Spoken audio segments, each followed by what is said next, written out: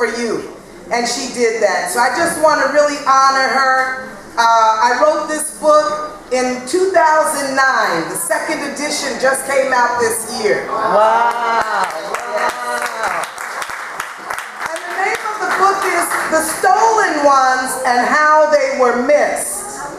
And I got this story when we were on a visit to Kenya. And I want to honor all of the women I see in the room tonight who entrusted me to be your delegate leader and take you on a visit back to the motherland.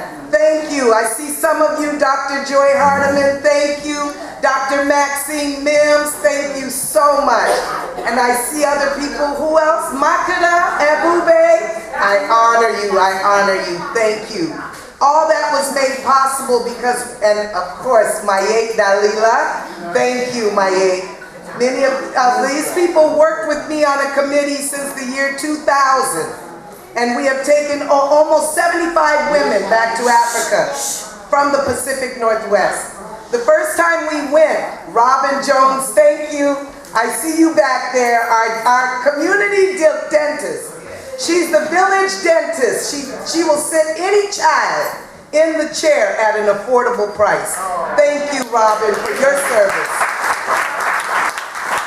So in the year 2000, we were in Kenya being hosted by our wonderful hostess in her backyard.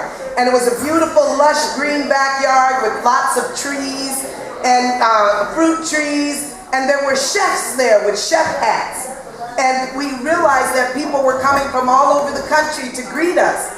They had heard about the African-American women who had come to Kenya, East Africa. So my friend and colleague, Benita Horn, had a photo album, and she was turning the pages for the elders saying, this is an African-American church, this is an African-American school, this is an African-American club. And the elder said, you keep calling yourselves African-American. Now where from Africa do you come from? Well, we didn't know the answer to that. And we explained to her that people who came into the Americas had left all places in Africa, that they were dragged even from the center of the continent to the edges of the coastlines. And they were not slaves, by the way, when they were taken from Africa. They were political prisoners. People who, and we should not call slavery in these United States what we know to be slavery, because there was no other form of slavery that actually reduced people to subhuman chattel. There was no other place that actually made people constant and continuous slaves. That's a caste system. And for 400 years, that was the position. If you had black melanin blood, you were going to be a slave for 400 years. We explained this to the elder and she got this epiphany. She said, oh, you must be the stolen ones. So the stolen ones, we didn't know. We had never heard that story. She explained that as she grew up, she was always taught to remember her generations. Africans can go back 10, even 15 generations, reciting their lineage. And for her, in her village, she had always been taught to always remember the stolen ones. In her village, it was a young girl who went to the marketplace to sell her fruits and vegetables and just never came back home. And after some days of missing their daughter, the parents put together a search party. And this is what the elder wanted me to make sure I conveyed to you. That in fact they went looking for her. They missed her. They looked everywhere for this child. They didn't know how to find her. And I see Kimberly Early back there. Thank you for entrusting me and going with us to Kenya. So after some days of search, they came back and they said, we're sorry. Your daughter must have died. And it wasn't until the end of their lives, after grieving for years and years, that a traveler came and he said, I've been to the ocean waters and I've seen ships taking people away. And I think your daughter didn't die. I think she was stolen, placed on those ships to serve the transatlantic slave trade. Now, as soon as I heard that story, I thought for a moment the kind of lessons I had learned about slavery in this Seattle, Washington, when they told us that your own people sold you, get over it, move on, move on. Well, you know, we were like adopted people who didn't know our parents. You know, you get to a certain age, you want to know from whence you came.